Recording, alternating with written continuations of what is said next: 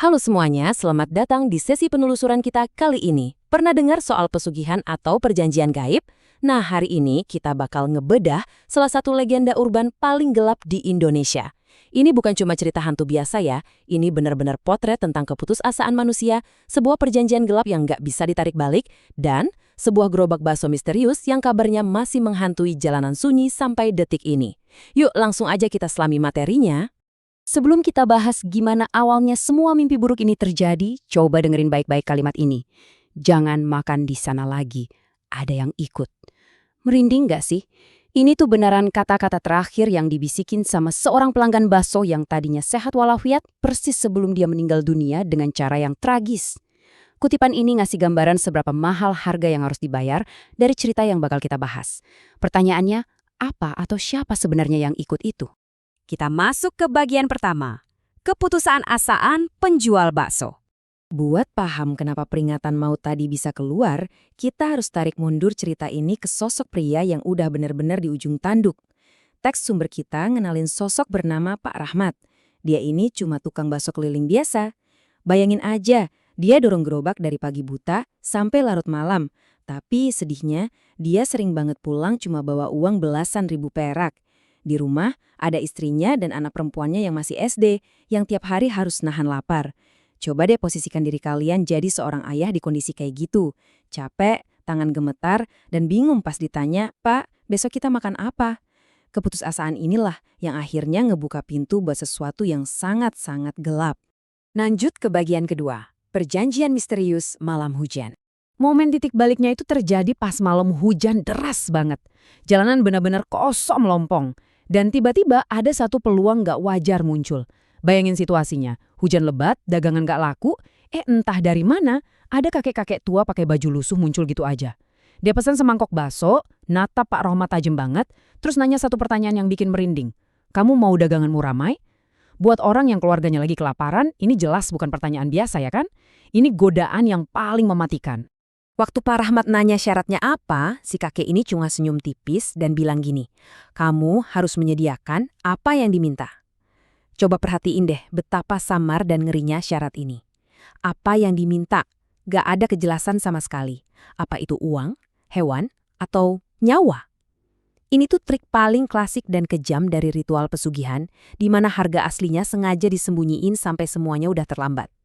Habis ngomong gitu, kakeknya jalan ke arah hujan dan hilang gitu aja tanpa jejak. Sekarang kita masuk ke bagian ketiga, tumbal dan laris manis. Karena udah bener-bener kepepet sama masalah ekonomi dan gak tega lihat keluarganya kelaparan, Pak Rahmat akhirnya nyerah. Dia mulai jalanin ritual gelapnya. Langkah-langkahnya simpel sih. Pertama, nunggu malam Jumat. Kedua, beli kembang, kemenyan sama sedikit makanan. Ketiga, taruh sesajen itu persis di bawah gerobak baksonya.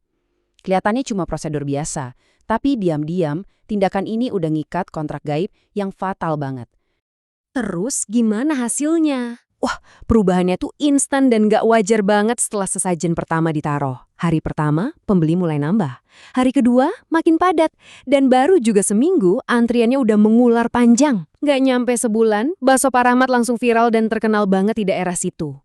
Tapi yang jadi pertanyaan, kok bisa tiba-tiba seramai itu? Teks Ita nyebutin ada gejala aneh yang dialamin sama pelanggannya. Mereka bilang ada rasa yang beda, rasanya kayak nagih, bahkan kalau nggak makan baksonya mereka bisa kepikiran terus-terusan. Ini jadi bukti kuat kalau meledaknya jualan Pak Rahmat ini bukan karena tiba-tiba dia jago masak. Ada pengaruh magis, semacam pelet atau kecanduan gaib yang ngerasukin pikiran pelanggannya. Mereka kayak ditarik paksa buat terus datang dan makan di sana. Tapi ya gitu, yang namanya perjanjian gaib pasti ada aturan mainnya yang ketat. Pernah satu kali Pak Rahmat kelupaan naruh sesajen. Konsekuensinya, besok paginya kuah baksonya mendadak bau busuk, nyengat, dan dagingnya berubah warna aneh. Kejadian ini langsung bikin Pak Rahmat ketakutan setengah mati. Dia sadar, dia bukan lagi bos di bisnisnya sendiri, tapi dia udah jadi pelayan buat entitas yang ngasih dia kekayaan itu. Sejak saat itu, dia nggak pernah berani lupa lagi. Lanjut ke bagian keempat, sosok di balik gerobak. Di balik suksesnya dagangan itu, ada realita gelap yang tersembunyi. Sampai suatu malam, ada pemuda lokal yang lumayan nekat, namanya Denny. Dia mutusin buat ngintikinnya Pak Rahmat dari kejauhan. Waktu itu pas banget jam 12 malam. Denny lihat Pak Rahmat masih berdiri di sana. Tapi, anehnya, Pak Rahmat kelihatan lagi nunduk hormat ke arah sesuatu di balik bayang-bayang gerobaknya. Pertanyaannya, apa sih yang sebenarnya ngumpet di kegelapan di balik gerobak itu? Jawabannya bener-bener bikin jantungan.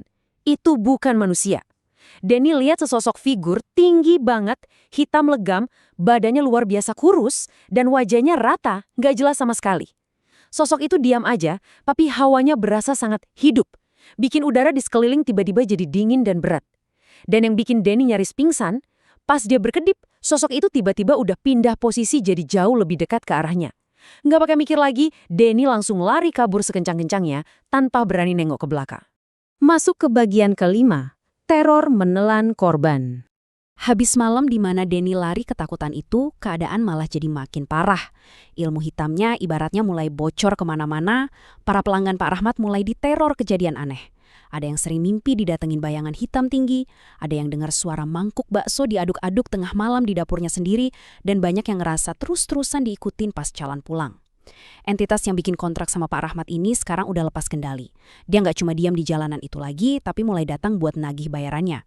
Nah, ini ngebawa kita balik ke cerita di awal tadi. Seorang pelanggan setia yang tadinya segar bugar, tiba-tiba ambruk sakit. Kondisinya drop parah cuma dalam hitungan hari. Dan ujung-ujungnya meninggal dunia. Sebelum meninggal, dia ngasih peringatan ngeri itu. Jangan makan di sana lagi karena ada yang ikut. Syarat gaib yang minta disediakan apa yang diminta itu sekarang udah ketahuan wujud aslinya. Ternyata yang diminta adalah nyawa manusia. Dan akhirnya kita sampai di bagian terakhir, gerobak hantu yang tertinggal.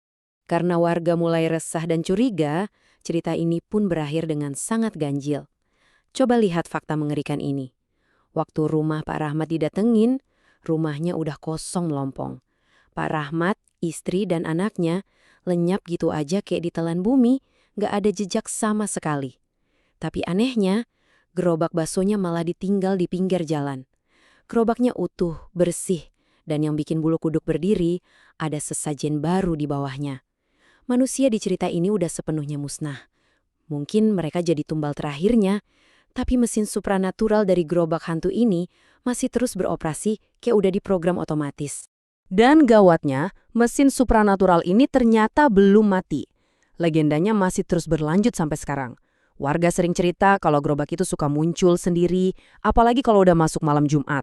Suka ada suara sendok beradu sama mangkuk, bayangan-bayangan hitam yang lagi pada duduk makan, dan ini nih yang paling sering kejadian, tiba-tiba kecium aroma kuah bakso yang anget dan gurih banget di tengah malam, padahal jalanannya sepi total. Seolah-olah pelanggan gaibnya masih terus ngantri dan dilayanin sama penjual yang kasat mata. Jadi, legenda ini bukan sekedar dongeng seram masa lalu aja. Dia masih ada di sekitar kita.